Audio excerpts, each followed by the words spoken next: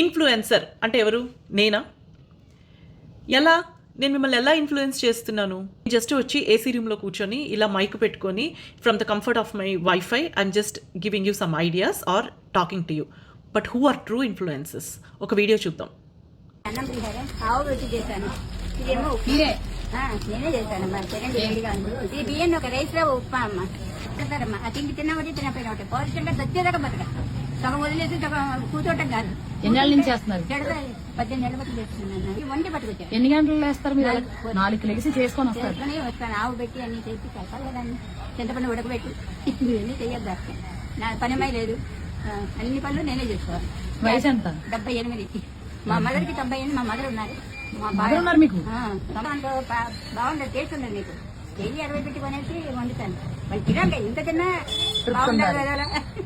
చాలా చాలా సంతోషం. కట్ట తగిలేసి కష్టం కదా. తప్పు కదా. నా కాళ్ళమే నేను నిలబడి బతుకుతున్నా. నా ఒపీనియన్ అది. నా కాళ్ళమే నేను నిలబడి బతుకుతున్నా. నా ఒపీనియన్ అది. అలా బతుకుతేనే చివరి దాకా. ఇది MVP రైతు బజార్ అండి. అందులో 78 ఏళ్ల ముసలావిడి ఇలా ఈ రోజు ఆవిడ గురించి నాతో చెప్పుకున్నారు. మా షాప్ MVP రైతు బజార్ లోపల ఉంటుందండి. టీ టైం, అందరూ రండి. This is a true definition of influencer. ఇలాంటి వాళ్ళని మనం ఇన్ఫ్లుయెన్సర్స్గా తీసుకోవాలి లైఫ్లో. 78 ఏళ్ల వయసులో తమ 98 ఏళ్ల తల్లిగారిని చూసుకుంటూ ఈవిడ 4ంటికి లేచి వంటలు చేసి అమ్మి ఆ డబ్బులతో ఆవిడ రోజులు గడుపుకుంటున్నారు. జీవితం స్వశక్తి అనే దానికి ఈవిడ నిర్వచనం. ఇలాంటి వాళ్ళని చూసే మన లైఫ్ ముందుకు వెళ్తుంది. ఇప్పుడు MVP ఏరియాలో ఉంటారట. సో ఐమ్ అజ్యూమింగ్ MVP అంటే వైజాగ్ MVPనే.